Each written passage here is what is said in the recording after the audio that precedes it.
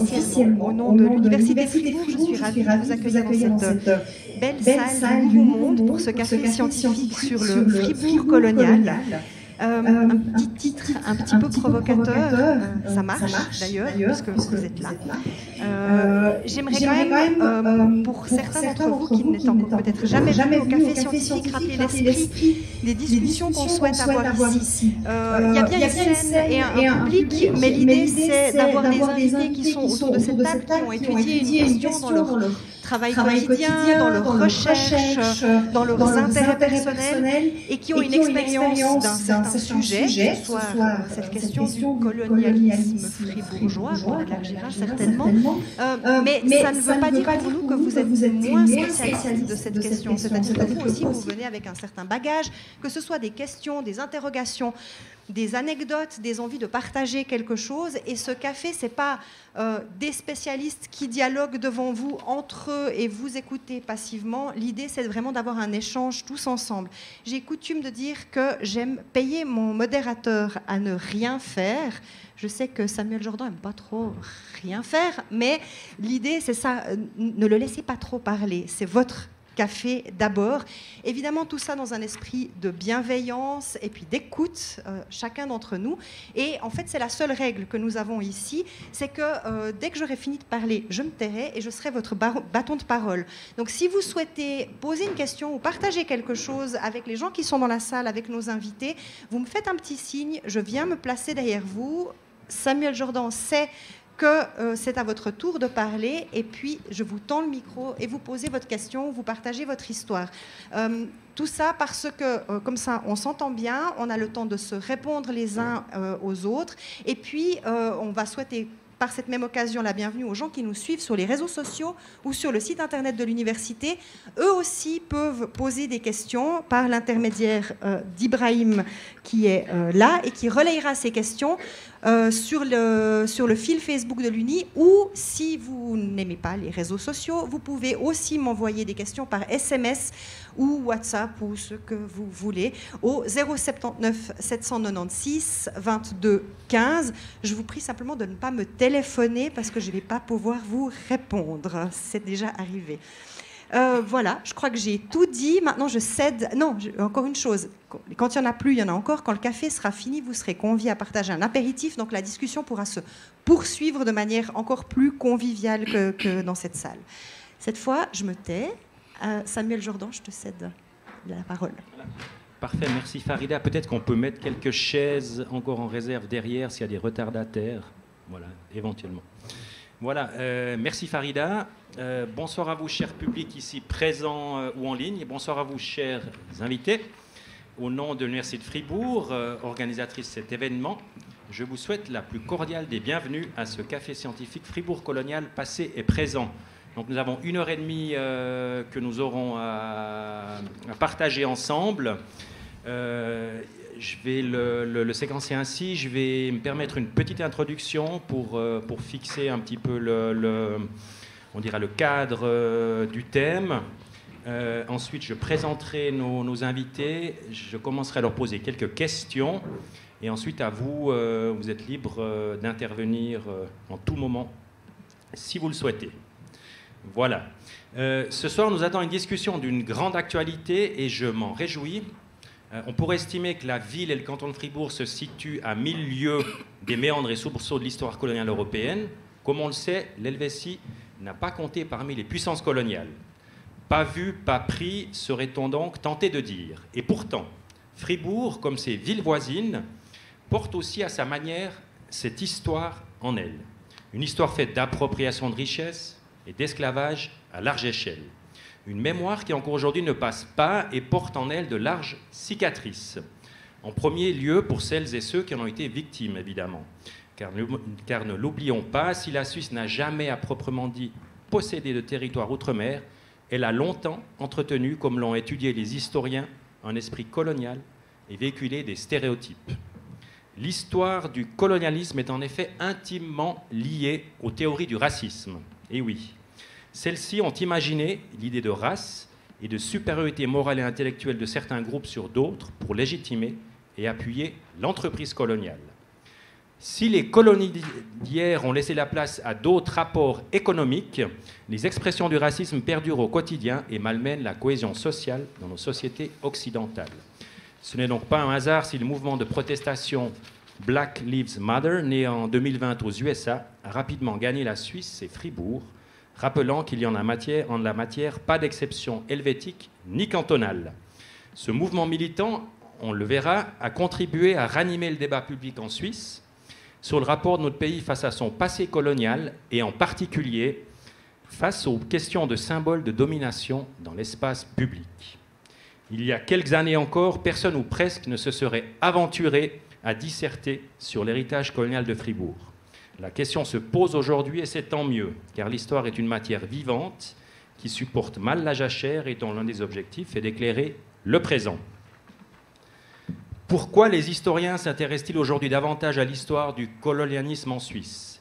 Quelles sont les spécificités de Fribourg en la matière? Qu'est-ce qui différencie notre ville des autres villes suisses? Quelles sont les institutions qui ont renforcé les liens entre Fribourg et le monde colonial? De quelle manière cette expression est-elle visible à Fribourg? Ce sont quelques-unes des questions que nous allons nous poser ce soir. C'est parti. Nos 4 invités, merci tout d'abord à elles et à eux d'avoir accepté l'invitation à l'Université de Fribourg. Je commencerai par Linda Ratschiller, au milieu. Vous êtes assistante docteur auprès du département germanophone d'histoire contemporaine de l'Université de Fribourg et chargée de cours à la chaire pour les humanités médicales. Vos recherches portent sur l'histoire globale, l'histoire du colonialisme et des missions chrétiennes, ainsi que sur l'histoire des sciences de la médecine depuis 1800.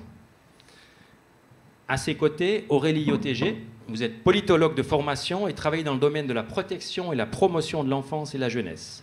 Vous avez un intérêt particulier pour la politique contemporaine, les théories postcoloniales, les questions de féminisme et de féminisme noir. Vous êtes aussi engagée dans la vie associative et politique fribourgeoise, entre autres conseillère générale à Villars-sur-Glâne. Patrick Minder, tout au fond, avec la chemise à carreaux. Vous êtes professeur d'histoire au Collège Saint-Michel, didacticien de la géographie et de l'histoire à l'Université de Fribourg, auteur de La Suisse coloniale, paru en 2011, et de plusieurs études sur les représentations de l'Afrique et des Africains en Suisse. Et enfin, Mathieu Gilabert, vous êtes professeur d'histoire contemporaine à l'Université de Fribourg, vous êtes spécialisé dans l'histoire du culturel dans les relations internationales. Votre intérêt pour l'histoire coloniale est lié à des travaux consacrés aux étudiants des pays du Sud en Europe, en Suisse et à Fribourg notamment, et au musée d'ethnographie de Neuchâtel. Récemment, vous avez aussi été impliqué à Neuchâtel dans les questions relatives aux traces du passé colonial dans l'espace public, notamment par la création d'un parcours pédagogique. Bienvenue encore une fois. Pour lancer le débat, j'aimerais bien poser une question à nos 4 intervenantes et intervenants. Je ne vous demanderai pas d'en faire un long discours, mais j'aimerais savoir qu'est-ce qui vous a motivé à venir ce soir débattre de l'héritage colonial de Fribourg. Qui veut se lancer? Bon. Pour moi, il me paraissait vraiment important de pouvoir confronter aussi le passé, mais aussi de comprendre en fait aussi notre degré de responsabilité et aussi notre degré qu'on est prêt à accepter en lien avec l'héritage colonial à Fribourg, prêt à reconnaître. Puis finalement aussi de pouvoir aussi discuter des conséquences que cette réflexion peut avoir. C'est vrai que pour moi, j'ai eu aussi un peu des doutes à participer à cet événement parce que justement, ce genre d'événement, ce genre de réflexion, ça amène aussi des réactions qui sont des fois fortes, qui sont des fois virulentes. Mais je pense que c'est des discussions qui sont nécessaires. De pouvoir aussi réfléchir à ces thématiques-là et aussi en lien avec la libération de la parole en tant que femme noire. C'est très important aussi de pouvoir se rapproprier les discours, de pouvoir aussi parler des réalités dans lesquelles nous évoluons. Et c'est vraiment dans cette perspective-là que je participe à cette table ronde. Merci beaucoup. Au suivant ou à la suivante. D'accord. Oui, donc moi, pourquoi je suis là ça fait à peu près 10 ans que je m'intéresse à l'histoire coloniale de la Suisse, sans pour autant m'être penchée sur Fribourg spécifiquement, au départ en tout cas. Et la première fois que j'ai tourné le regard vers notre canton et son passé colonial, c'était en 2019. C'est là que j'ai conçu et réalisé une exposition avec des étudiants d'histoire contemporaine. Et c'est juste un tout petit travail qu'on a pu faire dans ce cadre-là. Donc je pense que ce soir, c'est vraiment aussi une opportunité d'approfondir la thématique. Et ouais, je pense qu'ensemble, avec le public fribourgeois, il y a énormément de recherches à faire, de découvertes historiques à faire sur cette thématique-là. Une autre raison pourquoi je suis là, c'est ouais, un peu pour faire la propagande. Donc, ça fait un bon moment, une année à peu près, que deux de mes collègues et moi travaillons sur un site internet qui s'appellera www.colonial-local.ch. Et sur ce site internet, en fait, on va se rendre sur les traces coloniales de Fribourg. Donc, si ça vous intéresse, ce qu'on va faire dans ce cadre-là, le site sera lancé fin mai, début juin. Ça reste à définir. J'ai pris une petite liste avec. Donc, si ça vous intéresse, vous pouvez noter votre adresse email et vous aurez des informations sur ce projet-là. Voilà. Merci. Voilà, bonsoir tout le monde. Alors pour ce qui me concerne, je dirais que j'ai d'abord des raisons personnelles et des raisons plus scientifiques qui m'ont amené à venir ici. Mon arrière-grand-père est un fribourgeois pure souche et il a vécu 6 ans au Congo au moment où on a construit l'État indépendant du Congo. Cet arrière-grand-père, il était un petit peu mystérieux dans la famille, il n'y a pas grand monde qui voulait m'en parler. Et à l'époque, ça m'intriguait de savoir ce qu'il avait été faire là-bas. J'avais très peu de réponses à ces questions-là. Donc j'ai commencé à travailler modestement et avec les moyens que j'avais, les connaissances que j'avais à l'époque sur l'émigration des Suisses en Afrique, qui était un mouvement très secondaire, donc y compris aussi des quelques fribourgeois. Et puis, à force de travailler sur ce thème, je me suis aussi posé la question de comprendre pourquoi on avait tous ces supports qui représentaient des Africains, des textes de voyageurs fribourgeois qui étaient publiés dans la Gruyère, qui étaient publiés dans La Liberté, racontaient leur pérégrination sur le modèle de grands explorateurs comme Stanley, par exemple, Livingstone. Et de comprendre pourquoi toute cette imagerie, tous ces fantasmes sur une Afrique vraiment rêvée, imaginée, avaient un succès tout relatif, mais enfin du succès quand même ici à Fribourg, alors qu'on n'avait pas de colonie. Donc j'ai enchaîné avec plus de 10 ans de recherche sur des supports qui sont plutôt des supports éphémères. Je m'intéressais aux manuels scolaires, je m'intéressais aux vignettes sur le modèle des figures Panini qui existent aujourd'hui pour le football. Là, c'était des vignettes de chocolat. Les enfants collectaient ça, on leur donnait des albums avec des textes qui expliquaient la différence raciale. Il y avait des affiches de cinéma qui étaient produites aussi en Suisse. Il y avait des bandes dessinées, des gags dans les journaux. Et en fait, personne n'était vraiment allé à fond sur ces questions-là. Donc, j'ai empoigné toutes ces archives. J'ai essayé de faire quelque chose qui était trop gros pour moi. Mais en fait, voilà, comme personne s'était vraiment intéressé sur un long terme, ça a donné ce livre que j'ai intitulé aussi, un peu par provocation, comme l'a dit tout à l'heure notre collègue, c'est la Suisse coloniale, pour aussi montrer qu'on pouvait avoir un esprit, une colonialité sans posséder de territoires coloniaux. Et ça m'a beaucoup intéressé. Voilà pourquoi je suis là ce soir. Merci beaucoup. Quant à moi, comme vous l'avez dit, j'ai travaillé au musée d'ethnographie à Neuchâtel comme civiliste. Et là, j'ai dû m'occuper d'archives du musée, en particulier de Jean Gabu, qui était le directeur du musée de 1945 à 1978. Et il y a quelque chose qui était très étonnant dans ces archives, c'est que ce Jean Gabu, qui faisait des missions en particulier en Afrique régulières, a pu faire ses missions sans problème pendant la période coloniale et sans problème par la suite après la décolonisation. Et c'est toujours une interrogation qui m'est restée de se demander, mais comment ces rapports ont pu évoluer alors qu'on n'en parle pas dans ces archives. Et puis à partir de ce travail dans le musée d'ethnographie, j'ai été très touché en été 2020 lorsqu'il y a eu cette pétition à Neuchâtel qui demandait de déplacer la statue de David de Pury, pas de déboulonner, c'est important à préciser, c'était assez subtil dans la pétition, je trouve, et intéressant. Et derrière cette pétition, il y a eu tout un groupe qui s'est formé avec les directeurs des musées de Neuchâtel, auxquels j'ai aussi participé, et les discussions étaient très intéressante et surtout intéressante à développer en lien avec les gens. Et par exemple, on voit que sur le site de Arc Info, donc le journal du canton de Neuchâtel, les pages les plus lues en 2020, ce sont les pages qui sont liées à la statue David de Pury.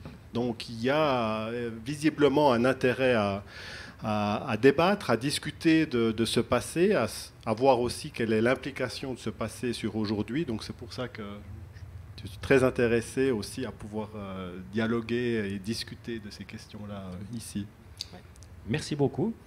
On l'a déjà esquissé. Le fait que les historiens s'intéressent aujourd'hui bien davantage à l'histoire du colonialisme en Suisse, sur les traces de Patrick Minder, qui on peut dire a été un précurseur en la matière, avec son livre en 2011.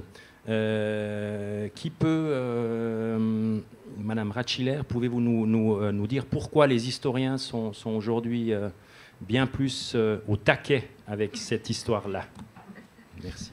Oui, c'est une très bonne question. On peut en effet se poser la question pourquoi ces questions-là n'a pas suscité davantage d'attention avant, disons, les années 2010, avec bien sûr quelques exceptions. Je pense qu'une raison importante est en fait la définition du colonialisme, qui a fait que la Suisse est longtemps en fait restée comme dans l'angle mort de l'histoire coloniale, si on peut dire ça comme ça. Donc, le colonialisme, comme vous l'avez dit au début, il a longtemps été conçu comme un rapport de domination politique et territoriale. Donc, bien entendu que la Suisse n'avait pas de place dans une histoire coloniale conçue de cette manière. Ça a changé dans les années 1980 à peu près, quand on a commencé à analyser le colonialisme comme un phénomène économique. Et là, sur le point de vue économique, vous vous en doutez certainement, les Suisses ont fort bien participé à cette entreprise coloniale, comme des études ont pu le montrer déjà dans les années 80. Ensuite, c'est ajouté à cette définition économique du colonialisme une perspective plus culturelle, on peut dire, dans les années 1990. Et ce qui est intéressant avec cette perspective culturelle, c'est que tout d'un coup, on s'intéressait non seulement aux colonies, mais aussi aux répercussions que ce colonialisme a eues sur l'Europe.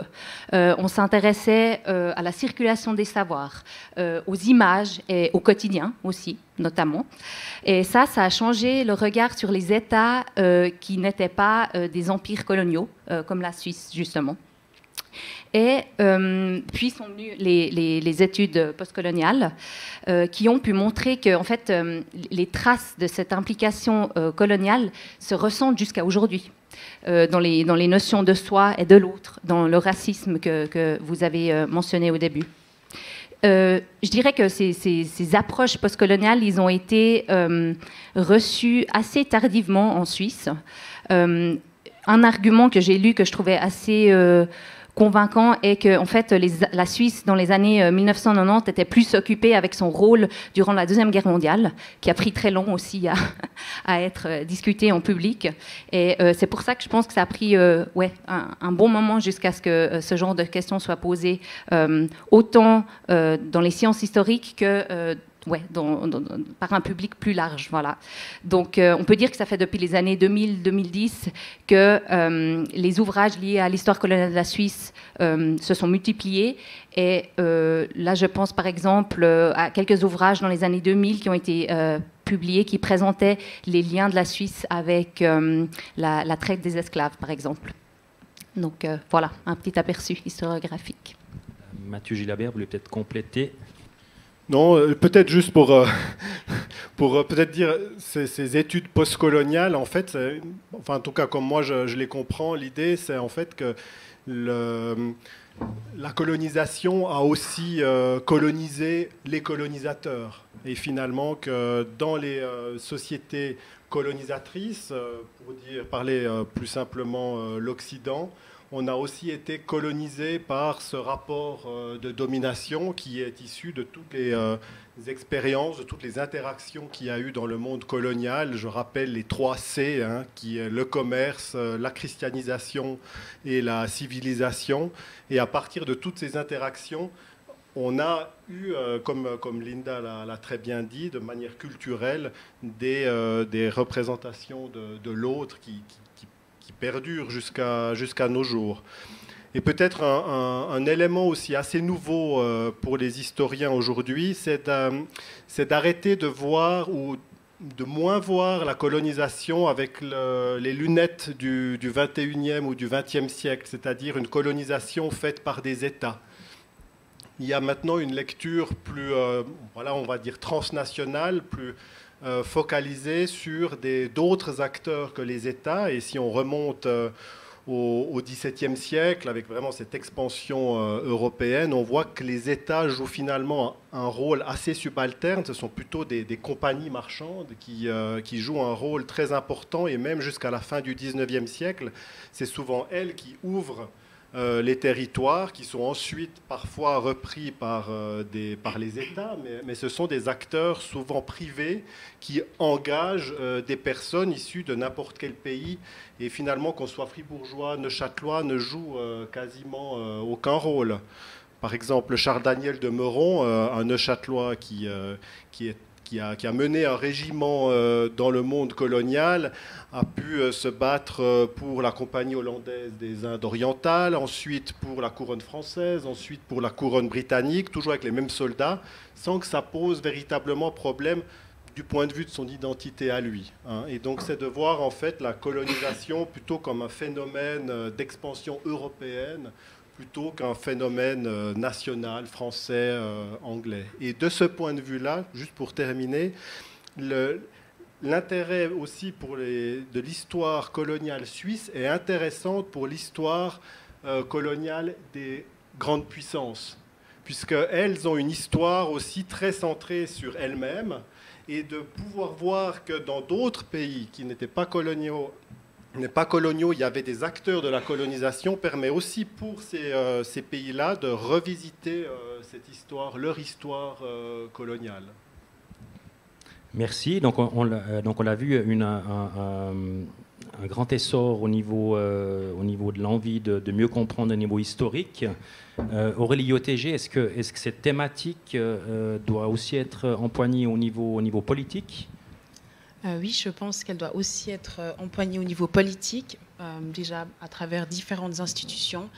En Suisse, la particularité du système politique fait qu'il y a 3 échelons qui peuvent se faire au niveau fédéral. Plusieurs fois, le Conseil fédéral, lors des séances avec le Conseil national, a été interpellé sur la question de l'héritage colonial suisse et aussi de toutes les questions en rapport avec cette question-là. Et elle a été invitée à se déterminer à plusieurs reprises. Elle a reconnu aussi cet héritage-là et les différents liens et enrichissements que certains Suisses ont pu retirer de cette entreprise-là.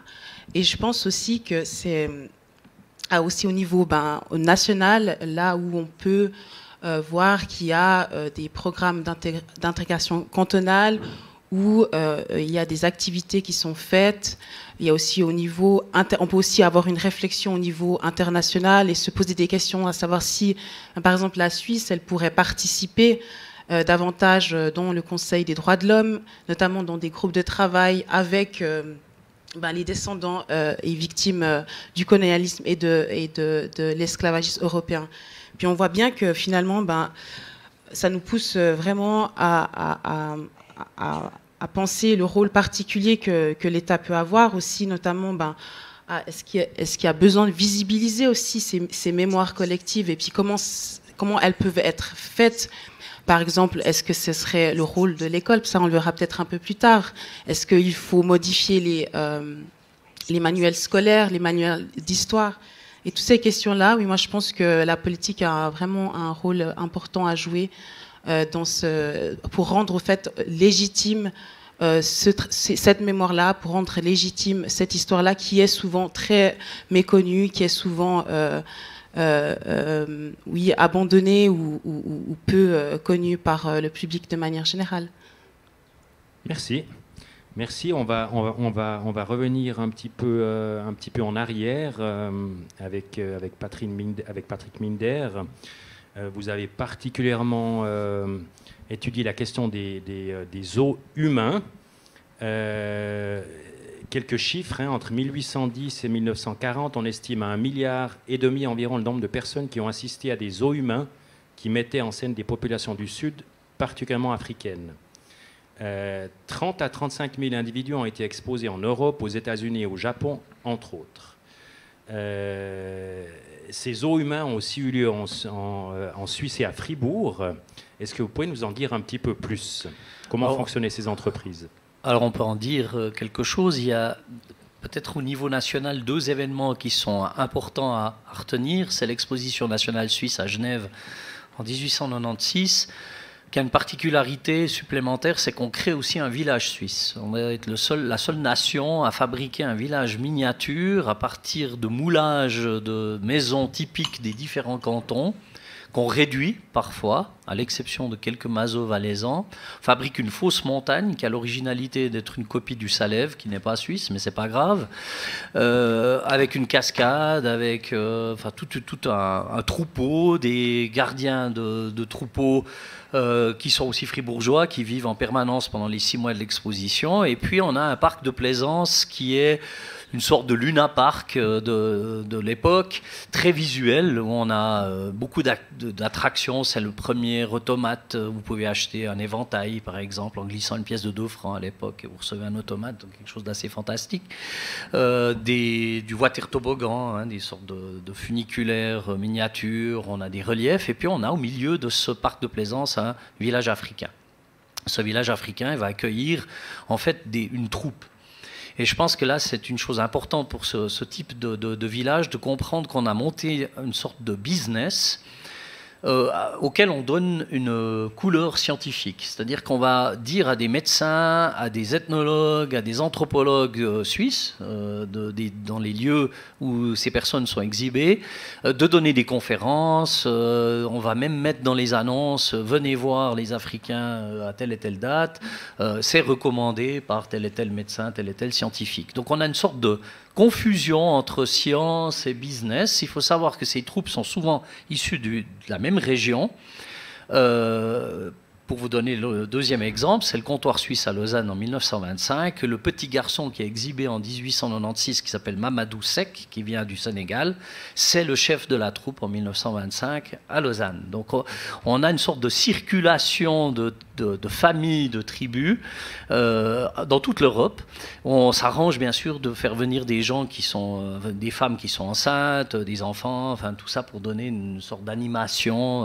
On paye pour aller voir ces gens-là. Alors le terme zoo humain, peut-être précisons-le, il est mal choisi parce qu'il n'a pas été forcément sur le modèle d'une exhibition des animaux, mais on a connu quand même quelques excès à ce niveau-là. Une originalité, c'est que les Africains de Suisse se sont révoltés contre leur promoteur qui est parti avec la caisse. Ils ont porté plainte à Genève au tribunal et avec le constructeur du village, ils ont eu gain de cause. Donc on voit aussi que dans ce monde du business, il n'y a pas de quartier.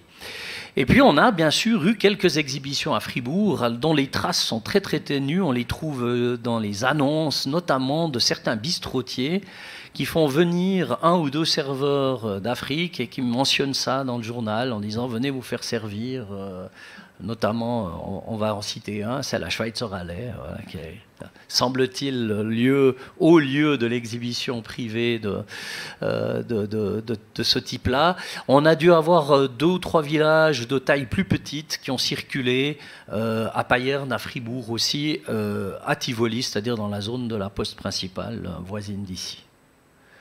Donc ces villages-là vont disparaître tardivement, c'est aussi une spécificité suisse, tardivement parce que bon, on ne se pose pas forcément les mêmes questions, puis il faut imaginer que ces troupes coûtent plus cher que le cinéma, il faut entretenir ces personnes, il faut les nourrir, il faut les loger, donc tout ça c'est vraiment un business qui va disparaître, qui va être complètement occulté, complètement oublié, et on ressort quelques photographies, on a très peu de témoignages de personnes exhibées, tout simplement parce qu'elles n'avaient pas forcément l'habitude de pouvoir écrire. On a un journal d'un exhibé à Marseille qui a raconté son expérience. Et puis souvent, c'est des récits qui sont, quand on les a, assez banals, hein, du style, ben voilà, il fait plus froid qu'en Afrique, enfin, vous voyez ce genre de choses. On découvre la ville construite en pierre. Voilà, ce genre de phrases qui nous renseignent en fait très très peu sur ce que pensent les personnes exhibées. Je poursuis peut-être avec vous, Patrick Minder, brièvement. Vous avez écrit dans vos recherches, ce sont des images et des représentations d'une Afrique fantasmée qui ont nourri les esprits et qui ont permis la survivance d'une vision biaisée de la permanence des stéréotypes. Est-ce que vous pouvez nous préciser un petit peu cette pensée? Oui, eh bien, on parle toujours d'Afrique. Aujourd'hui, c'est plus de 50 pays, c'est une 60aine de pays, l'Afrique. Du nord au sud, c'est l'Afrique. Le village africain, il est toujours décrit de la même manière.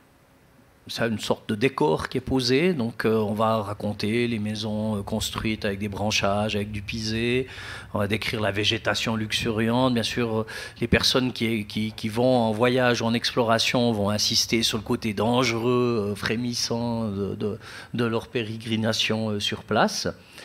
Et puis quand on raconte, une fois qu'on a raconté la scène ou le décor africain, ben on raconte un peu les mêmes choses sur ces gens-là parce qu'on les considère toujours de la même manière. Alors je vous donne l'exemple de mon arrière-grand-père. J'ai trouvé par hasard une carte postale quand il est allé au comptoir suisse à Lausanne. En 1925, il est allé au stand du Congo belge et il a été voir bien sûr le village noir. Et il écrit à sa famille, donc à ma grand-mère en l'occurrence, une phrase qui est assez intéressante pour moi, qui dit tout. Je suis allé à Lausanne voir le village noir, c'était comme en Afrique. Et lui, il a vécu 6 ans en pionnier, parce qu'en 1902, il n'y avait pas beaucoup de personnes de Fribourg qui avaient vécu là-bas. Donc pour lui, c'était la même chose. C'est là qu'on voit que le discours il circule en forme de vase clos. Ce terme qu'on appelle colonialité, hein, qui est mis en place par Frédéric Cooper à la fin des années 90, je pense qu'il est tout à fait adéquat pour la Suisse. On voit que ce discours, il peut circuler. Les images, la même chose. Vous trouvez des images qui sont dans les vignettes de Nestlé, qui sont des affiches qui circulent en Allemagne, qui sont des affiches d'exhibition de zoos humains.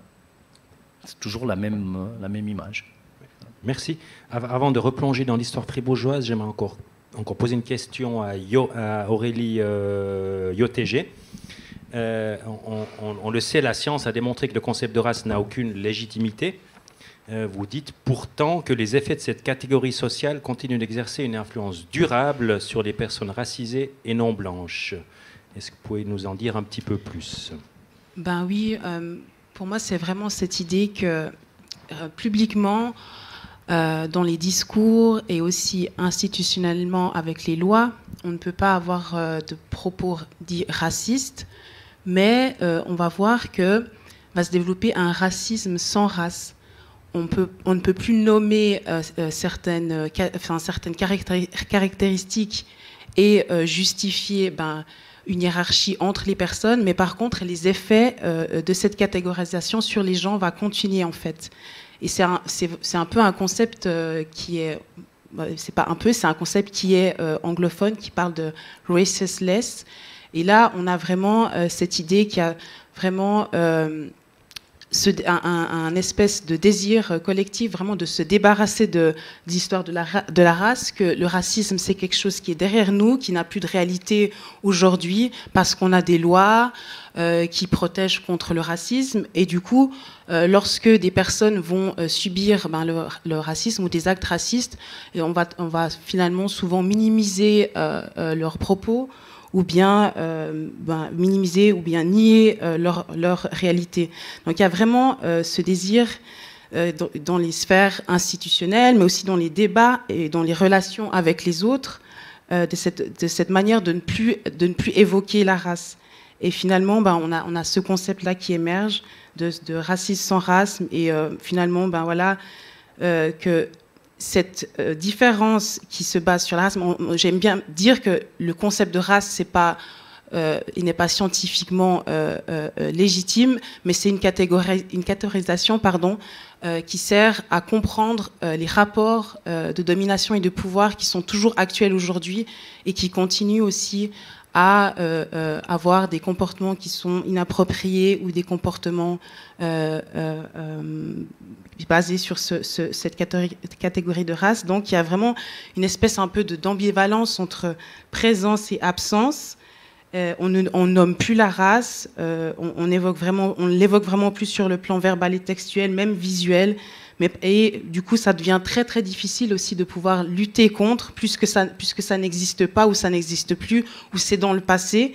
Et ça renvoie aussi à un débat où ces types d'événements ou de phénomènes sont individuels, et ce sont le fait de personnes qui ne savent pas, de personnes ignorantes. Et finalement, ça évacue aussi ce concept de racisme structurel, où finalement, ce sont des structures, des institutions qui reproduisent ces réflexions sur cette race, sur cette catégorisation, et qui va finalement un peu légitimer des comportements à l'égard des personnes racisées ou non blanches dans un groupe donné. On peut aussi, par exemple, parler du fait, quand je disais minimiser, c'était aussi le fait d'utiliser des termes comme issus de l'immigration, ou bien dire qu'on est d'une culture différente, ou qu'on est différent. Et du coup, ça explique en fait cette ambivalence, ça explique en fait cette différence, explique en fait l'acte ou bien la situation dans laquelle les personnes racisées se trouvent. On va moins avoir des expressions explicites comme personnes noires. D'ailleurs, des fois, on sent un peu l'embarras des personnes d'utiliser ce terme-là pour définir, pour utiliser, pour renvoyer à la couleur de la peau de la personne. On va peut-être utiliser le mot black pour ne pas nommer finalement ce terme-là de noir. Donc, c'était un peu dans ce sens-là que je disais que on parle plus en tout cas, le terme race n'est plus légitime scientifiquement, mais il continue d'avoir des effets durables sur les corps et sur les personnes considérées comme différentes. D'accord, merci. Merci. Donc, on l'aura compris, les études coloniales sont indissociables aussi de la question du racisme. Ça, je pense que c'est important de le comprendre. Et si on revient maintenant à Fribourg, Linda Ratschiller, comment est-ce que les Fribourgeois, en fait on l'a vu déjà un peu avec l'AIE de Patrick Minder, mais comment est-ce qu'ils ont participé à l'entreprise coloniale? Est-ce que c'était un projet des élites en tant que tel, ou seulement un projet de certains individus épars? Oui, je pense que ça explique un petit peu aussi ce que Aurélie disait, que justement, ce n'était pas un projet des élites. Et c'est pour ça que ces structures sont encore là aujourd'hui. Donc, votre première question, comment les Fribourgeoises et les Fribourgeois ont-ils participé au colonialisme? Je pense qu'on peut analyser, ou qu'on peut différencier 5 domaines dans lesquels les Fribourgeoises et les Fribourgeois ont participé à ce projet. Donc, il y a le mercenariat, dont on a déjà parlé, les sciences, bien sûr, l'émigration, l'économie et, à Fribourg, bien entendu, la mission aussi. Donc, en pensant à cette liste, on réalise assez vite que le colonialisme était un projet diversifié qui comprenait des participants de toutes les couches sociales, en fait. Comme exemple, on peut penser à l'émigration. Donc, les 2000 personnes qui ont émigré pour établir Nova Friburgo au Brésil en 1818 étaient issues de milieux pauvres et cherchaient à fuir la famine et le chômage. Les autorités de Fribourg, de leur côté, ils se sont mis d'accord avec le roi du Portugal parce qu'elles voyaient là une manière de résoudre le problème de pauvreté. Suite à la crise économique et sociale du canton à cette époque. D'autre part, nous avons aussi des exemples de personnes issues de familles patriciennes qui ont émigré dans les colonies, donc, comme par exemple le fameux Louis de Boccar, qui est assez connu, qui a émigré en Argentine en 1889. Je pense qu'en général, on peut dire que la majorité de la population fribourgeoise a été impliquée d'une façon ou d'une autre avec le colonialisme ou dans le colonialisme, qu'elle le veuille en fait ou non, qu'elle le réalise ou non. On a déjà parlé un petit peu de ça avant. Il y avait bien entendu l'industrie chocolatière qui a été très importante pour Fribourg, dont la matière première provenait des colonies. Et cette industrie chocolatière, elle employait un quart de tous les ouvriers industriels du canton autour de 1900. Il y a bien entendu aussi la mission catholique qui bénéficiait d'un soutien d'une grande partie de la population. On appelait Fribourg la seconde Rome, avec 25 sociétés missionnaires qui étaient basées ici au milieu du XXe siècle. Donc un peu pour vous montrer que c'était vraiment un phénomène qui tranchait toutes les couches sociales, si on peut dire ça comme ça.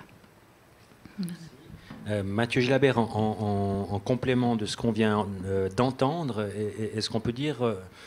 Est-ce qu'on peut énumérer les spécificités de Fribourg en termes de participation à l'entreprise coloniale? Bon, comme Linda l'a dit, ces spécificités, à mon avis, se situent surtout du côté de la religion. C'est vrai que les historiens qui se sont intéressés à la Suisse coloniale se sont plutôt intéressés au réseau protestant, justement Neuchâtel, Genève, que ce soit dans la mission, avec la mission de Bâle ou la mission romande, ou bien les réseaux banquiers économiques. Et donc c'est vrai que Fribourg est resté de ce point de vue-là un petit peu en retrait aussi peut-être de la recherche, alors que, comme l'a dit Linda, et comme l'a aussi montré Patrick Linder dans son livre, la société fribourgeoise est pleinement impliquée dedans. En tout cas, elle reçoit... Il y a des historiens qui ont parlé de cloud, un peu comme on parle de cloud aujourd'hui en informatique, où on a des données comme ça qui sont quelque part. Les représentations de la colonialité sont comme dans un cloud, et puis les gens peuvent les reçoivent ou les téléchargent, entre guillemets. Et la société fribourgeoise avait à disposition un cloud très important. À part ça, je pense que l'université, par exemple, est restée aussi un petit peu en retrait des recherches. Il y a vraiment là, je pense, encore des choses à explorer, importantes.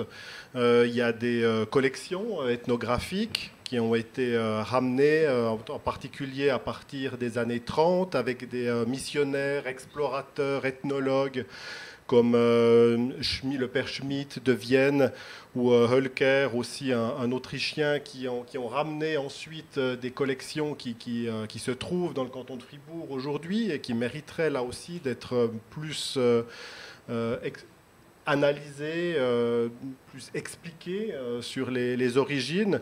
Je pense aussi aux questions financières. C'est vrai qu'on a un peu la vision d'un canton très agricole ou autour de l'agroalimentaire, mais on voit aussi qu'il y a des circuits financiers qui peuvent être, à mon avis, plus explorés. Je pense par exemple à un Victor Bux, qui était conseiller d'État fribourgeois, qui a fait beaucoup de voyages en Abyssinie, dans les Indes anglaises, qui a fait beaucoup de commerce avec ce monde colonial et qui devient ensuite président d'une société de production de pâtes à Villars-sur-Glâne, conseiller d'État. C'est des choses qui peut-être pourraient être explorées, qu'on n'explore peut-être pas parce qu'on a une vision de Fribourg qui n'est pas dans ce cadre-là, peut-être. Et je voulais juste encore ajouter quelque chose, peut-être par rapport à ce que disait Aurélie, qui me semble vraiment très important. Et c'est vrai qu'en tant qu'historien, quand on fait des recherches, par exemple, sur les os humains, on a le risque à la fois de renforcer cette forme d'exotisme, mais aussi cet exotisme dans le temps, en se disant, voilà, c'est tellement incroyable ce qui faisait que c'est trop différent de la situation d'aujourd'hui. Et je pense que ce que nous rappelle Aurélie, c'est vraiment en tant qu'historienne, historien sur ces thématiques, c'est de voir que ces choses qui nous paraissent aujourd'hui extrêmement exotiques, mais dans le sens temporel du terme, ont de réelles implications sur le présent. Linda Ratschiller, je reviens vers vous. De quelle manière, à Fribourg, on n'a pas de statue de Depury ou de Rocher Agassi, de quelle manière cette histoire du colonialisme était encore visible à Fribourg aujourd'hui? Vous venez de me rappeler quelque chose. Il y a en fait une Pierre Agassi au Vuilly. En troisième primaire, on était obligé d'aller la dessiner. Mais bon, ça, c'est une autre histoire. Oui, c'est vrai qu'il n'y a pas, en ville de Fribourg, en tout cas, ce que je sache, il n'y a pas vraiment de monuments. Il n'y a pas beaucoup de traces dans l'architecture de la ville visible, comme c'est le cas dans d'autres villes suisses. Cependant, je pense que le colonialisme, il a quand même laissé des traces visibles. Je vais nommer peut-être 3 endroits. L'un, c'est les musées. Deuxième, la presse quotidienne, donc les images dont on a déjà parlé, et aussi la photographie qui est assez importante à Fribourg. Donc, pour donner un exemple des musées, je pense au musée d'histoire naturelle notamment. Les objets qu'on y trouve là-bas, on pourrait les voir comme témoins silencieux de cette histoire coloniale de Fribourg dont on parle ce soir. On y trouve par exemple de multiples espèces animales que Louis de Bocard, dont je vous ai parlé avant, il les a chassées et empaillées en Argentine avant de les envoyer ici au musée d'histoire naturelle à Fribourg. Donc ça, c'est une sorte de témoin silencieux visible exposé dans ce musée. En outre, on en a déjà parlé un petit peu, il y a aussi la mission et l'université qui ont constitué d'immenses archives de connaissances sur ce monde colonial. Et en fait, ces archives, ils continuent à informer nos savoirs sur le monde autour de nous, mais aussi sur nous-mêmes. Donc, c'est là que je vois des traces visibles. Merci. Est-ce que quelqu'un aimerait rajouter quelque chose ?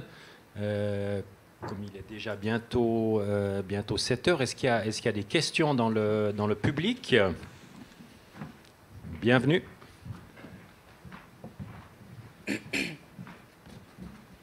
Oui, on a évoqué à 2 ou 3 reprises déjà le rôle de la christianisation des missions.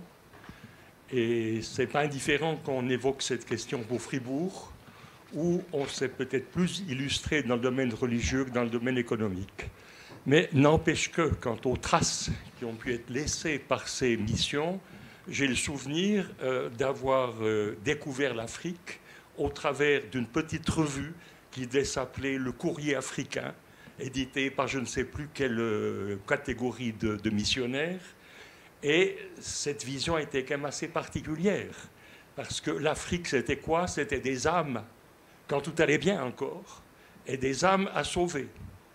Et il fallait de l'argent, on nous demandait d'aider à sauver les âmes. Si on aidait, on avait une petite machine déposée dans les églises avec un petit Africain qui était capable de faire un mouvement de haut en bas pour dire merci quand on avait participé au sauvetage d'une âme. Et je crois que toute cette histoire-là reste quand même dans un coin de nos têtes. Et j'aimerais savoir s'il existe des études sur le langage des missionnaires, sur ce que véhiculaient ces missionnaires dans leurs revues par le langage par lequel il conditionnait une représentation de l'Afrique. Voilà.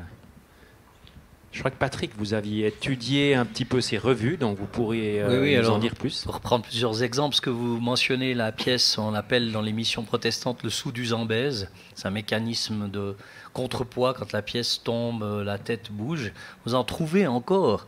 Elles sont cachées dans les paroisses. Je vous en cite une, si vous avez l'occasion d'aller à Dérobé, comme ça vous pourrez directement vous en confesser, à Saint-Aubin, qu'elle est cachée. Elle était sortie il y a quelques années pour une autre paroisse du canton, qui avait fait, bien sûr, un peu de scandale à l'époque. Les revues que vous mentionnez, elles s'appellent Le Négrillon pour les enfants, L'Écho d'Afrique. Elle est éditée à Fribourg. Je vous cite juste une photo de mémoire. Vous voyez une charrette avec un missionnaire debout, un Africain à la place du bétail qui est censé tirer la charrette. Et la légende vous dit « Notre moyen de locomotion à Nyamwel ». Je ne peux pas vous la montrer, je ne l'ai pas avec moi, mais c'est ce genre de choses que vous retrouvez aussi dans ce genre de revue. Puis j'aimerais juste compléter peut-être une chose, c'est que le discours missionnaire reste un discours colonial. Pourquoi ? Parce que souvent ce qu'on dit, c'est la colonisation, comme elle se passe, c'est pas bien. Il faut faire autrement. Mais on ne dit jamais la colonisation, c'est pas bien. Les seules personnes qui ont ce discours-là, elles sont très rares, et je les ai trouvées uniquement dans les milieux anarchistes.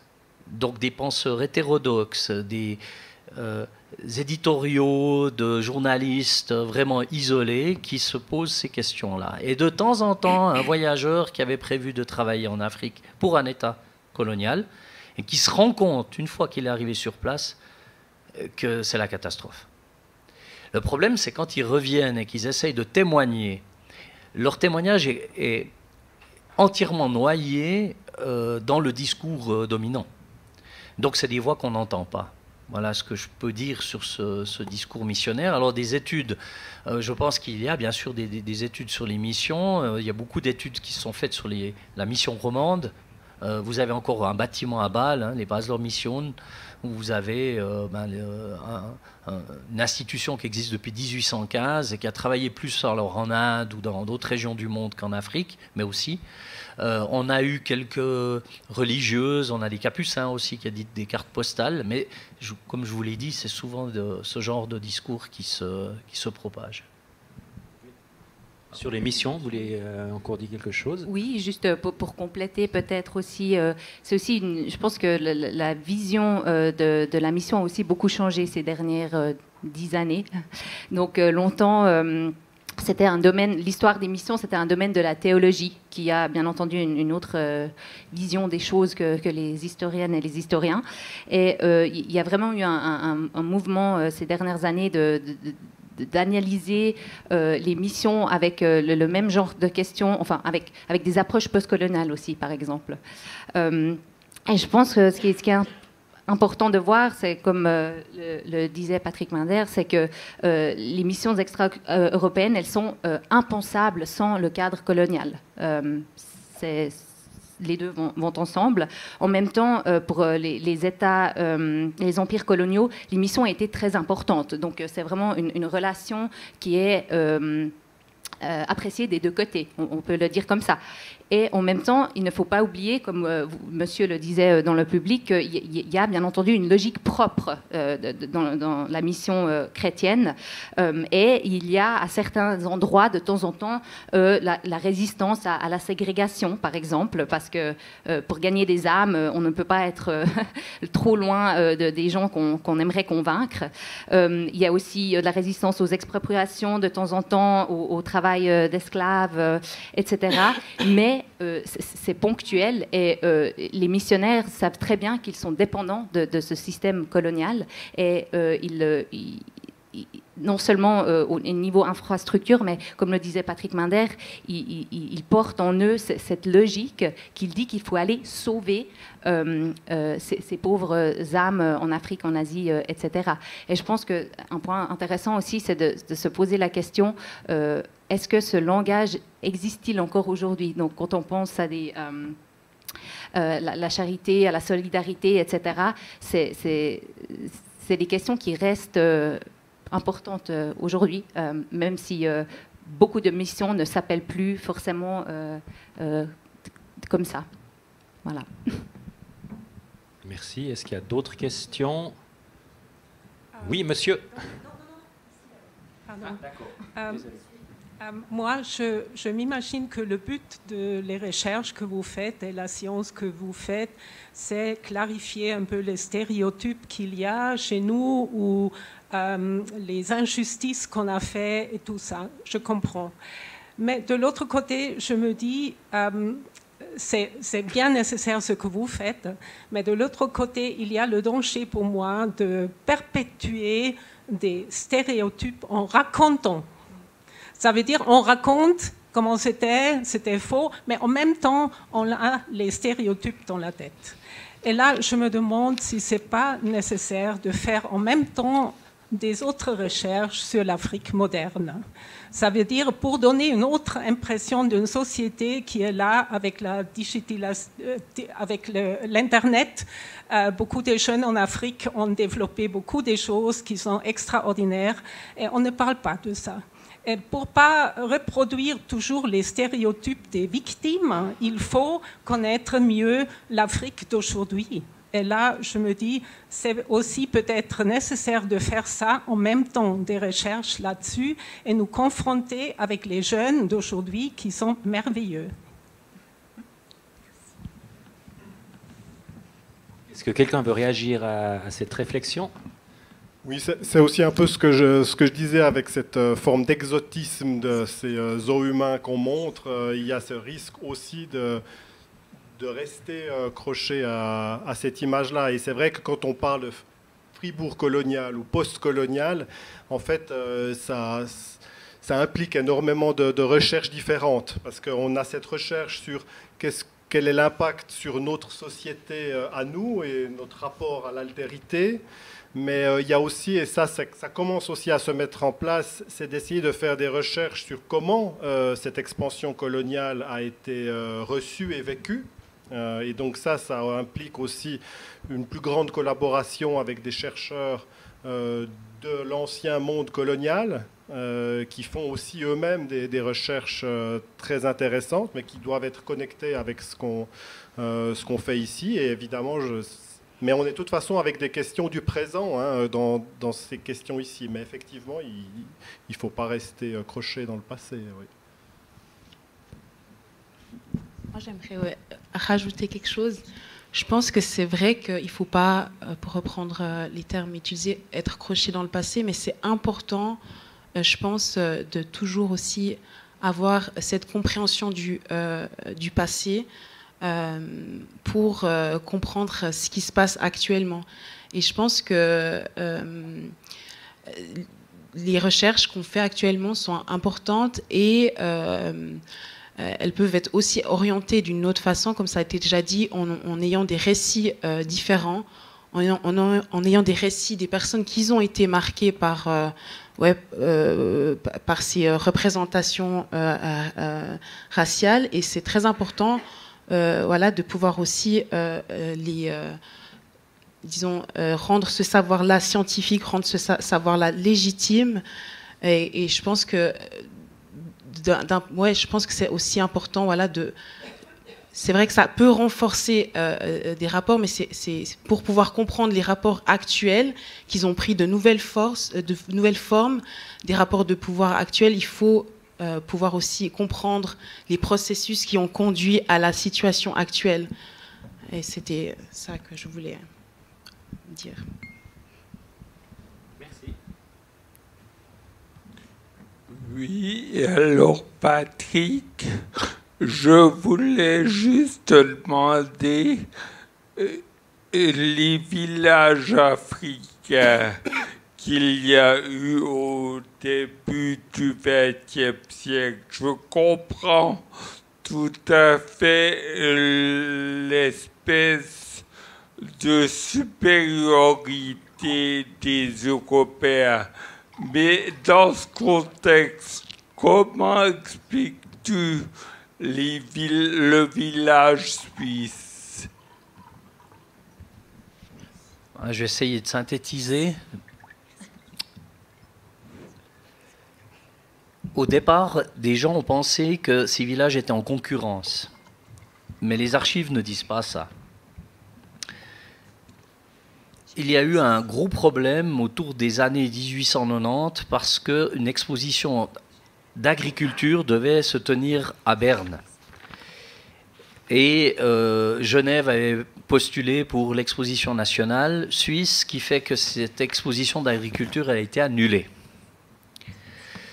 L'exposition nationale suisse, au départ, c'est une présentation de la haute technologie industrielle dans des pavillons qui ressembleraient vraiment à ceux des comptoirs, avec des produits manufacturés, des machines, il y a des concours à l'interne. Les organisateurs se sont dit que ça ne devait pas être très très sexy, une exposition de ce genre. Donc ils se sont dit comment intégrer cette exposition d'agriculture qui ne peut pas avoir lieu.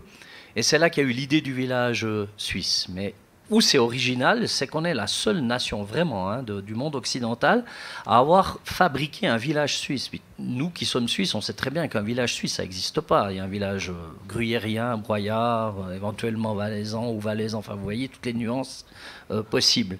Donc on a créé cette miniature. C'est drôlement intéressant parce que c'est créé en fait sur un mode symbolique, parce que les premières constructions, elles sont à moitié en pierre, moitié en bois. Puis plus on s'élève vers la montagne artificielle, plus on arrive sur des constructions en bois, plus sur des masos et pour finir dans la nature. Et on a une fausse altitude comme ça qui est construite. Donc ce village, il est en fait un mélange, je dirais qu'il ressemblerait un peu au musée de Ballenberg aujourd'hui, avec cette idée de rendre le village vivant, avec des habitants, avec des animaux de basse-cour et de haute-cour. Tandis que de l'autre côté, on se dit, voilà, là, on doit trouver quelque chose qui ressemble au Luna Park. Ce n'est pas les mêmes personnes qui décident de la construction du village africain. Il y a 4 projets qui sont déposés. Ils retiennent celui de ce futur escroc qui vient de Dakar, qui est un Français de Dakar, et qui propose cette exhibition. Il y a aussi une personne qui a déposé un projet avec des chameaux. Enfin, on découvre quelque chose comme ça. Et le comité décide de prendre ce village africain. Alors, le village suisse, carton. Il y a à peu près 3 millions d'habitants en Suisse. On estime à 1 million d'entrées au village suisse. On a des écoles entières, on sait qu'il y a 58 communes qui ont envoyé leur école entière voir ce village suisse. Il tourne plus ou moins bien parce que l'exposition elle est victime d'une météo très très capricieuse et parfois catastrophique. Le village africain, fiasco complet. Donc, la construction du village suisse d'un côté et puis la construction du village noir, on ne peut plus dire que c'est des villages en miroir. Voilà. Je ne pense pas que c'était dans l'intention des organisateurs, ça c'est sûr, les archives nous disent absolument pas ça. Peut-être qu'il y a certains visiteurs qui ont fait des parallèles, mais on n'en trouve pas de traces, voilà, pour répondre succinctement, en donnant quelques détails quand même. Merci.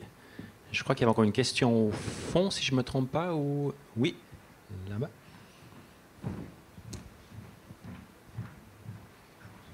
Merci, bonsoir. J'ai une question pour Monsieur Linder, c'est juste? Alors, est-ce que les villages africains n'avaient pas aussi le but d'amener de la crédibilité aux théories scientifiques sur le racisme, pour montrer voilà, comment ils vivent, ces sauvages, ils sont comme ça. Est-ce que ce n'était pas aussi le but? Oui, alors au niveau des scientifiques, comme je l'ai abordé tout à l'heure, on a, heureusement, on a une trace d'un professeur très célèbre à Genève qui s'appelle Emil Young, qui est le successeur de Carl Vogt, a suivi donc toute la filière scientifique, et c'est un scientifique médaillé, intégré dans les grandes sociétés internationales au niveau scientifique, qui va donner une conférence en prenant 15 personnes sur les à peu près 120 qui sont dans le village de l'exposition nationale suisse. il les utilise pour donner une conférence sur les critères des phénotypes, autrement dit la manière dont les cheveux sont le crâne est constitué, les cheveux crépus, enfin tous les phénotypes qu'on peut trouver en différence sur la façon de marcher. Ce texte, on l'a malheureusement pas, mais on a un compte rendu parce qu'on sait que tous les enseignants des gymnases suisses ont eu leur réunion là-bas. Et on leur a donné cette conférence. Donc on voit tout ce poids du discours scientifique, mais qui reposait en fait sur ces habitants qui étaient une troupe exhibée, comme je l'ai dit tout à l'heure. Puis il y a une autre chose qui est beaucoup plus subversive, c'est quand il y a eu cette faillite du village, à la fin de l'exposition, on met en vente des objets.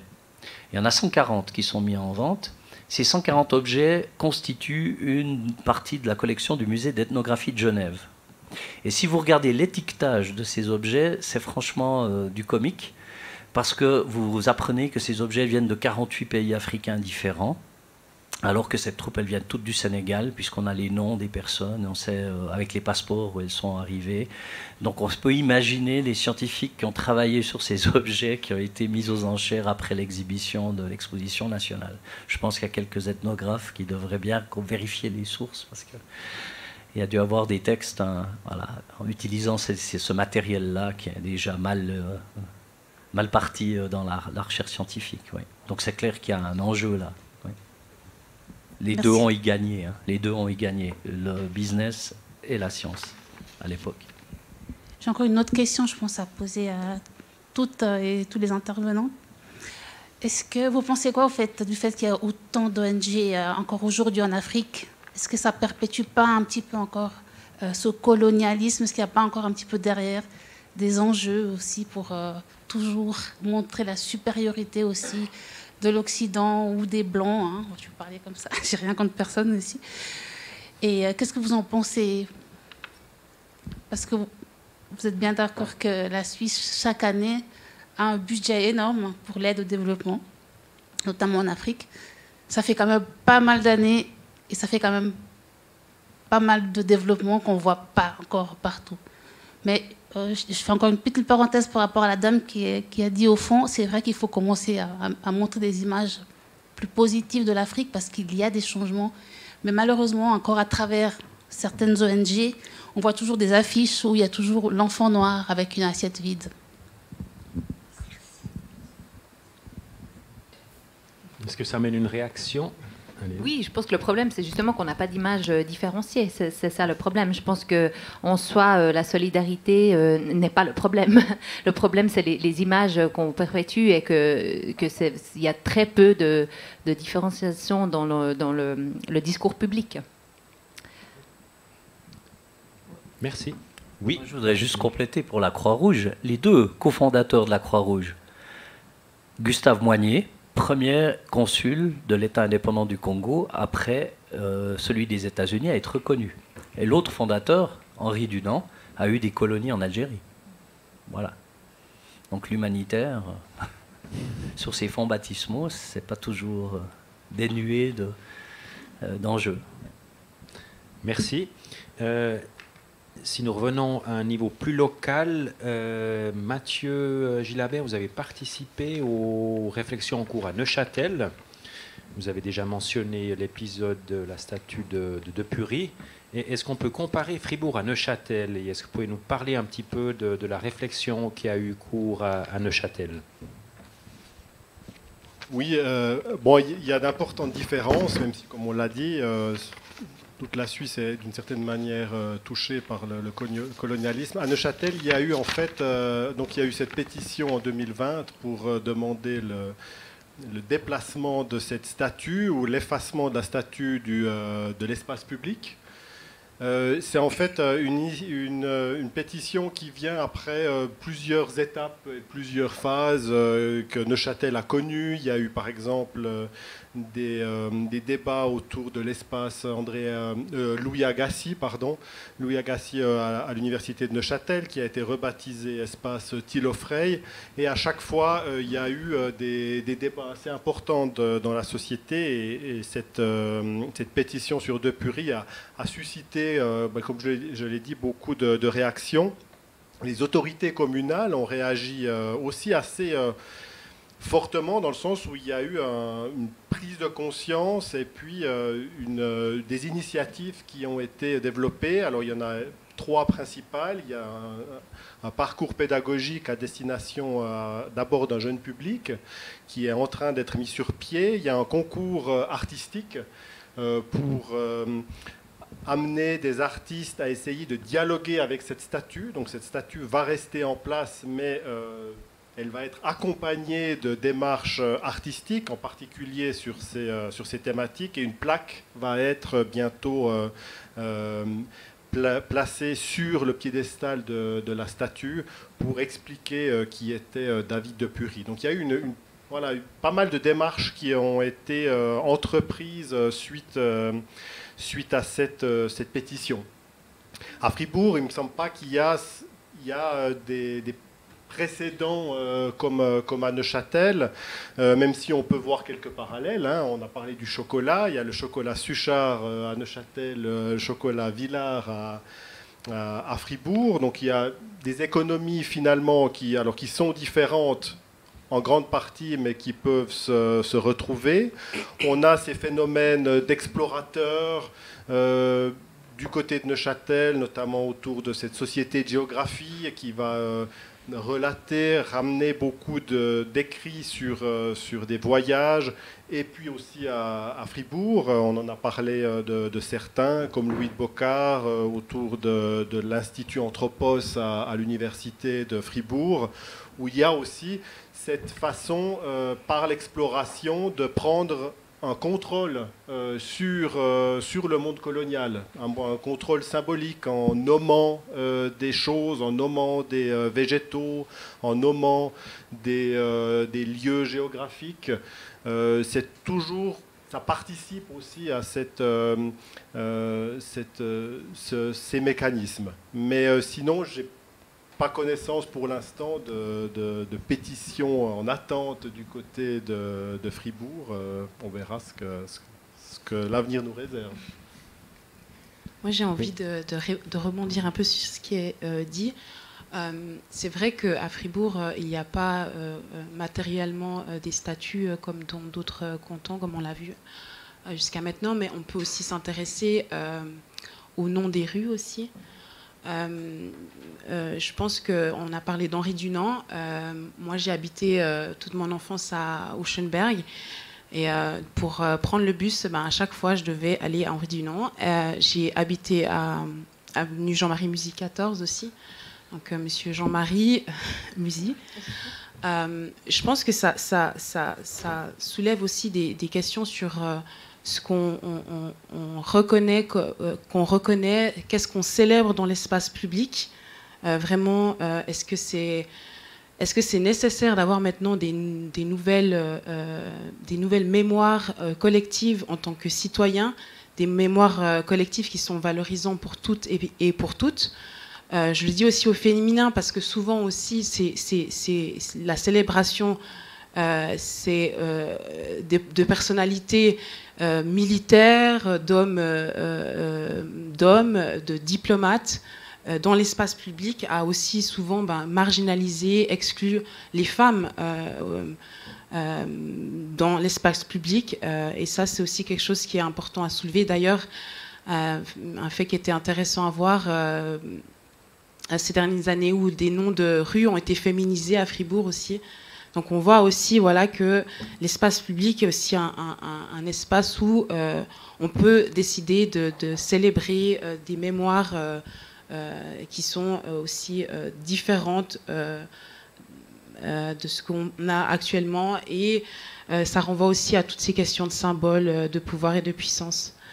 Donc je sais qu'on va en parler, moi je peux peut-être déjà rebondir sur ça. Une question qui devait m'être posée, c'était sur cette question des statuts, et qui a été beaucoup des revendications pendant ces mouvements Black Lives Matter, mais bien avant aussi, à Fribourg, je ne sais plus exactement en quelle année, mais déjà en 2009, je crois qu'il y avait des élus du Conseil général qui avaient demandé de renommer la rue Jean-Marie Musy 14 ils avaient reçu un refus, mais on peut déjà voir qu'il y avait déjà des questionnements sur les personnes qu'on décide de célébrer dans l'espace public et de manière collective.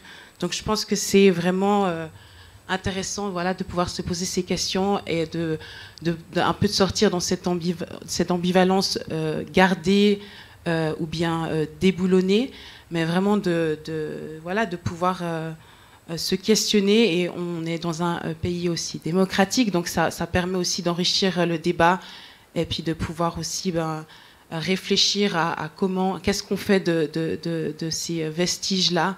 Est-ce qu'on les garde ou on les met autre part? Dans d'autres pays européens, on a aussi pu les mettre dans des musées. Est-ce que leur place est dans l'espace public? Ça, c'est toujours des questions qui sont en suspens. Voilà. Merci. Est-ce qu'il y a une question du public à ce stade-là? Oui. Oui, j'aurais une petite question. Je reviens sur le village suisse, peut-être. J'ai trouvé ça assez intéressant. Le village suisse, j'ai l'impression que sa force, c'est que du coup, il est familier et exotique. Et du coup, à quel point le village africain, en ayant ces mêmes attributs, rend l'Afrique dans sa globalité attirante pour la personne qui du coup vendrait sa capacité de production à une entreprise qui, elle, bénéficie de ce colonialisme. Et du coup, peut-être dans une deuxième partie, est-ce que le colonialisme fribourgeois n'est pas peut-être rattaché à un colonialisme peut-être plus international, puisque j'imagine que ces troupes doivent bien venir de quelque part, enfin ils ne vont pas faire le déplacement que pour Fribourg. Du coup, à quel point on n'est pas rattaché comme une sorte d'hyper-périphérie de la France ou d'un autre État? Merci. Pour le village suisse, c'est clair, hein, c'est donc le diamant de l'expo. On va même faire des livres, il y a une production énorme de cartes postales, de petits albums qu'on appelle des éphéméras, des sortes de cartes postales attachées. On va vendre, hein, ce village comme ça. Pour l'aspect, je dirais, plus économique ou plus international, bien sûr, ces troupes, elles circulent en moyenne 2 ans. Donc on sait que la troupe de Genève va circuler en Italie, va circuler en Allemagne, va circuler en France. C'est aussi le cas du comptoir suisse. Alors le comptoir suisse, c'est un peu différent parce que le président du comptoir suisse, c'est aussi le président de l'OSEC. L'OSEC, c'est l'Office suisse d'expansion commerciale. Les archives, c'est 190 mètres. Dans les archives, vous trouvez sur le fond d'Henri Muret, qui est le président de cette OSEC, des notes où il essaye de plaider pour une économie ouverte sur le monde.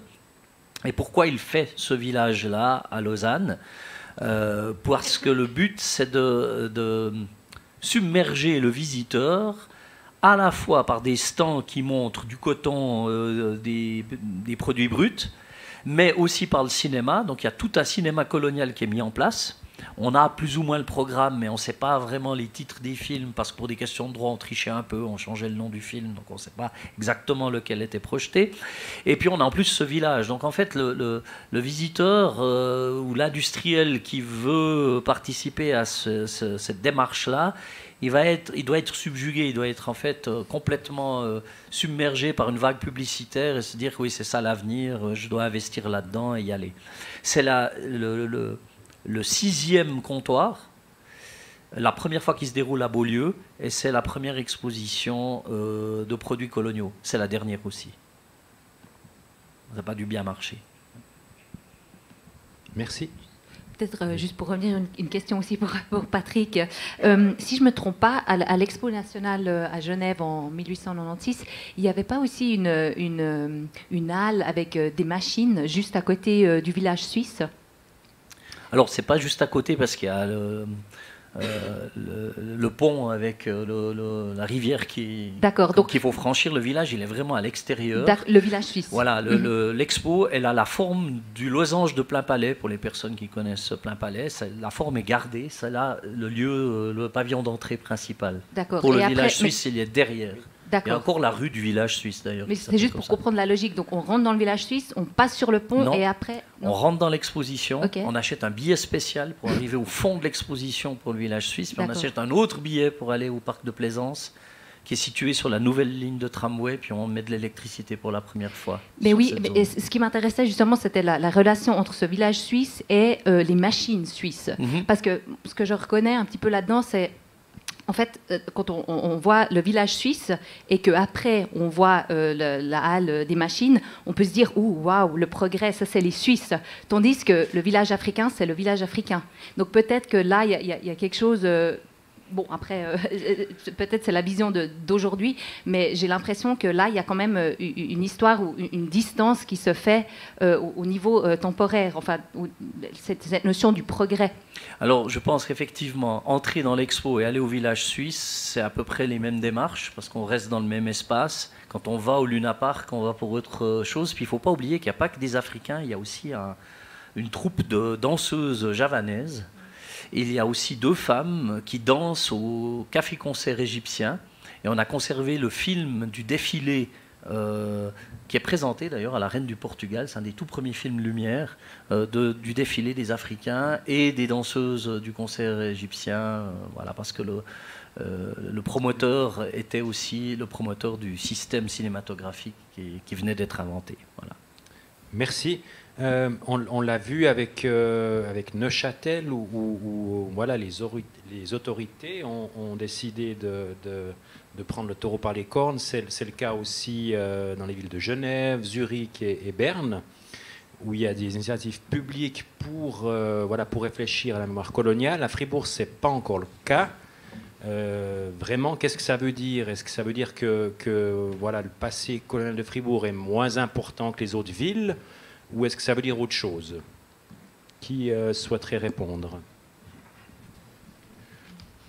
C'est plutôt des hypothèses que véritablement des affirmations. Mais en tout cas, c'est vrai que par rapport à la recherche sur l'histoire de la Suisse coloniale, les principaux ouvrages qu'on a à disposition, peut-être que Fribourg n'est pas forcément dans le centre de l'attention.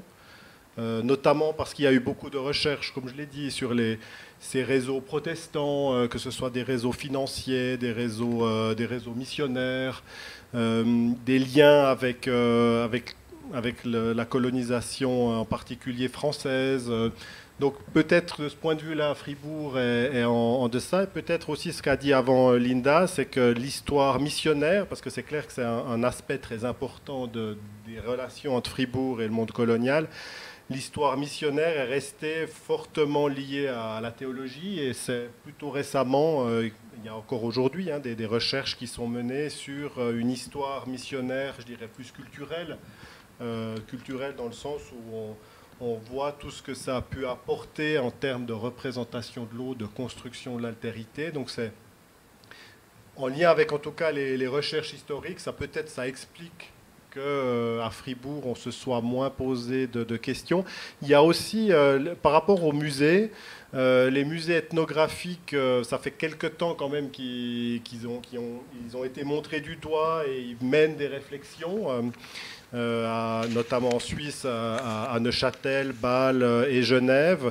Ici, il n'y a pas de musée d'ethnographie, mais par contre, ce qu'on remarque, en tout cas aussi à Neuchâtel, c'est que justement les collections des musées des sciences naturelles doivent être plus analysées parce qu'elles proviennent aussi très souvent du monde colonial. Elles sont souvent en lien avec des entreprises de géologie, de l'activité minière aussi, dans le monde colonial. Donc il y a là des choses à mon avis, à approfondir, à explorer. Et là, peut-être qu'à Fribourg, il y a des choses aussi qui vont encore arriver. Donc ça va venir. Merci. Est-ce qu'il y a encore une question dans le public? Une question brûlante? Non, ça n'a pas l'air d'être le cas. Oui, c'est le cas. Bonjour. On a beaucoup parlé d'histoire ce soir, il me semble. Mais peut-être pour le sujet contemporain, comme Madame Yotegui l'a dit, on a tendance à mettre de côté, grâce à tout notre appareil législatif, la question du racisme. Mais comment on pourrait aujourd'hui reprendre ce problème à bras-le-corps d'un point de vue tout à fait local? Peut-être Madame Yotegui, vu que vous faites de la politique, qu'est-ce qui vous semble, si vous aviez pas les pleins pouvoirs, mais un dossier et ce qu'il vous faudrait pour pouvoir être actif là-dessus, qu'est-ce qui vous semble le plus important en rapport avec un ratio efficacité-réalisation, disons, à mettre en place à Fribourg ou à Villars-sur-Glâne, Est-ce que ce serait dans les écoles ou dans l'espace public? C'est une question assez vague, pardon. Bon, c'est vrai, j'ai pas la formule magique, mais je pense que déjà au niveau des moyens et des mesures financières que les différents bureaux qui s'occupent de ces questions-là ont, je pense qu'on pourrait agrandir aussi les financements. Généralement, ces services-là, ils ont des services de conseil et d'information, et ils financent aussi des activités, mais souvent leurs budgets sont très minimes, et ça c'est aussi une question qui est aussi importante à soulever. Je pense que on peut aussi s'intéresser à la question de l'accès à l'emploi et aussi au logement, qui sont aussi des obstacles que peuvent rencontrer les personnes qui subissent le racisme, parce que on sait, de par les études qui ont été faites en Suisse, par exemple, qu'une personne caractérisée comme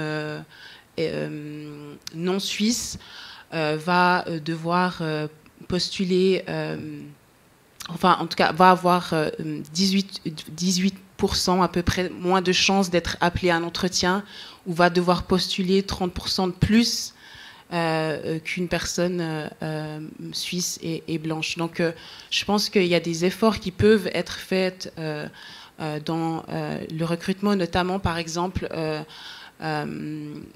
le recrutement anonyme, par exemple, ne pas avoir besoin de mettre sa photo ou son nom de famille sur un CV, parce que déjà, rien que le fait d'envoyer son CV, on peut ne pas être appelé de par ses origines, ou parce qu'on va avoir des mécanismes, des biais qui vont opérer, et on va peut-être penser que la personne n'est pas compétente, ou on ne va pas vouloir la recruter pour X et Y raisons.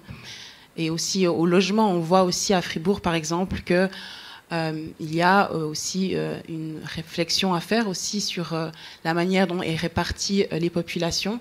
On voit qu'il y a le Schönberg, par exemple, où est concentré des populations qui sont étrangères ou racisées ou non suisses ou non blanches. Après, c'est pas une généralité parce qu'il n'y a pas que ça, mais on voit quand même qu'il y a une concentration. On voit aussi à Villarvert aussi. Donc il y a aussi des réflexions pour pouvoir donner un accès au logement à tout le monde, et que ce ne soit pas à tout le monde dans le sens aussi en termes de loyer. On sait que par exemple au Schönberg, les loyers sont peut-être moins élevés, et une certaine population va peut-être habiter là-bas, mais est-ce qu'on ne pourrait pas aussi réfléchir à répartir aussi ces types de logements un peu partout pour garantir une certaine mixité? Et dans l'espace public, je pense qu'on a un peu déjà abordé la question de réfléchir aux mémoires collectives qu'on veut célébrer ensemble. Est-ce qu'il ne faut pas aussi alors peut-être repenser et promouvoir les nouveaux bâtiments à un débat démocratique, pour pouvoir avoir aussi de la diversité dans ces nouveaux bâtiments, ces noms de bâtiments par exemple? Vous me tendez la perche peut-être pour conclure. Encore 3 minutes, on a commencé un petit peu en retard. Vous avez mentionné la rue Jean-Marie Musy, qui était un homme politique fribourgeois de la première moitié du XXe siècle, dont on sait qu'il a eu également des sympathies marquées pour le régime nazi. Donc cette rue, est-ce qu'il faut la débaptiser, selon vous? Alors, moi, je pense que ça, il faudrait voir aussi avec les personnes qui habitent à Jean-Marie Musy. Est-ce que ces personnes-là oui, parce qu'en fait, je dis ça parce que j'ai grandi au Schönberg, et il y avait aussi une certaine fierté d'habiter au Schönberg. Il y avait aussi, il faut certes une réflexion, mais ça doit aussi inclure les personnes qui y habitent, je pense. Parce que peut-être que pour eux, Jean-Marie Musy, c'est pas du tout, ils font pas du tout le lien avec cet homme-là, mais peut-être ça leur rappelle leur enfance, je sais pas, plein de choses. Et du coup, je pense que c'est nécessaire d'avoir une discussion où on inclut aussi les personnes directement concernées.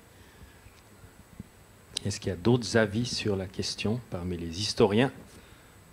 Non, moi je rejoins, je ne verrai pas de duo comme ça de débaptiser. Je pense que c'est effectivement des démarches qui doivent être faites par les riverains, les habitants. Par exemple, par rapport à la statue de Purie, c'était vraiment impressionnant les réactions violentes qu'il y a eu dans la presse suite à cette pétition. On voit qu'il y a presque un attachement qui n'est pas forcément lié à la statue elle-même, mais parce qu'elle fait partie du paysage, du quotidien des gens. Cela dit, voilà, pour Jean-Marie Musy, si on débaptise, il ne me semble pas que ça poserait un immense problème. Il y a peut-être aussi d'autres manières de faire. Par exemple, dans les fin des années 80, à Neuchâtel, il y a des jeunes qui avaient dessiné des traces à Neuchâtel sur la place de Purie depuis la statue, donc comme si David de Purie était parti et avait marché jusqu'aux toilettes de la place. Donc il y a une manière aussi de rigoler, de s'approprier ces traces que l'on conteste dans l'espace public, qui peuvent aussi être assez originales. Peut-être Linda, pour conclure sur cette même question, quelques mots, et ensuite on clora le débat. Oui, en tant qu'historienne, je pense que ouais, je suis pas dans l'esprit de faire disparaître ce genre d'histoire, en fait, parce que sinon c'est carte blanche. Enfin, si on a dit, on a beaucoup parlé d'histoire ce soir, mais c'est parce que on s'intéresse à cette histoire parce qu'on a envie de comprendre notre société d'aujourd'hui et des structures sous-jacentes qui nous marquent toujours, comme Aurélie l'a bien montré. Et donc, en fait, je pense qu'il ne faut pas forcément changer un nom de rue, mais il faut qu'il y ait ces débats, qu'il y ait des informations, qu'on en parle avec les gens qui sont concernés. Patrick Minder, un dernier mot. Oui, je vais conclure très brièvement, mais quand même, je pense que la question de l'école et de la formation des élèves, je suis aussi didacticien de l'histoire, c'est pas pour rien que je mentionne ça, me semble être une excellente piste, parce que c'est par là qu'on arrive à sensibiliser à la fois les jeunes, mais aussi de former les jeunes à l'esprit critique, à utiliser pas seulement le public, parce que le public est devenu multiculturel. L'école fribourgeoise s'est ouverte au monde depuis quelques années, donc on n'est plus dans des modèles scolaires anciens. Et puis surtout aussi avec les supports, puisqu'on a beaucoup de matériel en fait. Et ce matériel, on peut le travailler tout à fait en l'adaptant aussi en fonction du degré des élèves qu'on a, des enfants qu'on a. Moi, ça me paraît être important de pouvoir l'intégrer dans les programmes et puis d'en discuter, pas seulement en histoire, mais d'une manière plus interdisciplinaire. Voilà. Merci beaucoup. Peut-être juste aussi pour dire que, pour faire quelques liens, que cette soirée a été aussi inscrite dans le cadre de la semaine contre le racisme, qui est organisée par l'État de Fribourg chaque année. Et pour celles et ceux qui souhaiteraient également poursuivre la réflexion, il y a une exposition au Musée d'art et d'histoire actuellement qui s'appelle « Nous et les autres, des préjugés au racisme » et qui est visible jusqu'au 29 mai, à travers de visites individuelles ou guidées. Voilà. Donc je remercie aussi les techniciens du Nouveau Monde, Farida pour l'organisation, les intervenants pour leurs apports très très précieux, Ibrahim aussi qui a suivi les réseaux sociaux. Et puis je passe la parole à Farida pour conclure. Merci à toi déjà pour commencer. Je suis sûre que vous êtes tous très impatients. On a beaucoup parlé de rejoindre l'apéro, mais on va continuer la plage de pub. Peut-être juste la parole à Mathieu Gilabert pour que vous nous expliquiez la mini-expo que vous avez montée. Ce serait dommage que tout le monde sorte sans y jeter un œil. Est-ce que vous voulez juste nous dire un mot sur ce que vous avez présenté là ? Oui, alors je ne sais pas s'il est encore dans la salle. Il est parti. Donc c'est les travaux d'étudiants de master en histoire contemporaine qui ont été réalisés au semestre passé. Vous avez ici 5 posters qui ont été affichés. C'est un séminaire qui portait sur l'émigration fribourgeoise. en partenariat avec le musée gruérien, et le résultat des travaux de séminaire était sous forme de posters, et on a pensé que c'était une bonne occasion de les montrer à un public un peu plus large que celui des seuls historiens de l'université, et donc vous pouvez admirer ces œuvres ici affichées. Donc un petit tour par l'exposition avant de rejoindre le bar, juste à votre gauche, qui a été réservé pour nous. Il y a des petites choses à grignoter, vous pouvez commander des choses à boire au serveur. À noter dans vos agendas nos 2 dernières dates de la saison au Nouveau Monde. Notre dernier café scientifique d'abord, le 18 mai, on est déjà en mai, le 18 mai, qui s'intitule Cyber-incivilité. Mesdames, messieurs, restons polis. À découvrir donc dans cette même salle. Et puis le lendemain, un événement qui me tient toujours beaucoup à cœur, le Science Slam, quelques étudiants qui viendront présenter le travail qu'ils font à l'université, mais sous la forme de 10 minutes de slam rapide, avec une mise en scène qui leur appartient, et c'est le public qui vote, donc venez soutenir ces étudiants. Je me réjouis de vous retrouver juste à votre gauche en sortant, et je vous remercie pour votre participation. Bonne soirée.